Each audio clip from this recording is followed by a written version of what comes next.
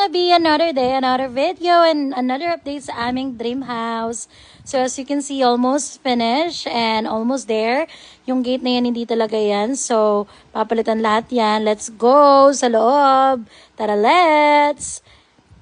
And ayan, as you can see, meron na siyang room dito sa loob, dito sa side. And ito yung division ng garahe and sa sala and kusina. Ayan na, nakaano na siya. So, papalatadaan pa yan. So, pasok tayo sa loob. And as you can see, ayan yung kusina namin. And then dito sa side, yung magiging sala. Malapit dito sa front door. Sobrang laki niya, 'di ba? So, kikisame pa yan. And then, ayan yung mga PVC gagamitin para dun sa kisame dyan sa sala. And itong side na to, ito yung room ng parents ko. Hindi pa siya talaga okay kasi hindi pa talaga complete yung pagtibag dyan. Pero maganda yan, i-flooring yan, pipinturahan ni Mama Celia. So, magiging maganda yan.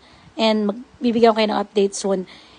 And ayan na, nandiyan yung sliding door. And nakatiles na dito sa taas. Ito yung sa taas, sa second floor. Hindi pa siya talaga kompleto kasi nagkulang ng stock. So, nag-order pa yung contractor namin.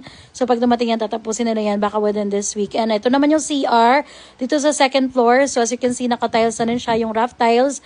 Dapat talaga buong tiles yan sa hanggang kisame. Kaso, nag-decide ako na wag na lang. Yung sa baba na lang kasi doon naman marami yung pupunta na mga tao. So, dito sa taas, hindi naman talaga tignanan. So, as you can see, ito yung hallway.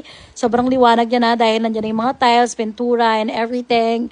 So, ito yung room ko. So excited, so pretty. So excited talaga akong tulugan to. So, this is it. So, ayan yung ano namin, yung sliding door. And ito yung second room.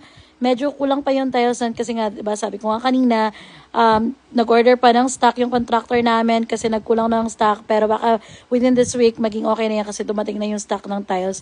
So, as you can see, almost finished na rin siya. Yun yung sliding door namin sa terrace. So, yung terrace, naka-tiles na rin yan. Yung rough tiles yung ginamit dyan. And aside dyan, meron pang extension ng terrace hanggang sa room. So, may railings din dyan. So, bibigyan ko kayo ng update soon kung gaano kaganda yan.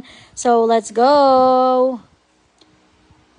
Grabe, sobrang ganda. And then, let's go dito sa first room.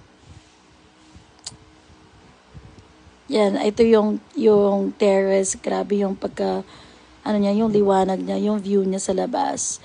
And then, ito yung hallway! So ganda!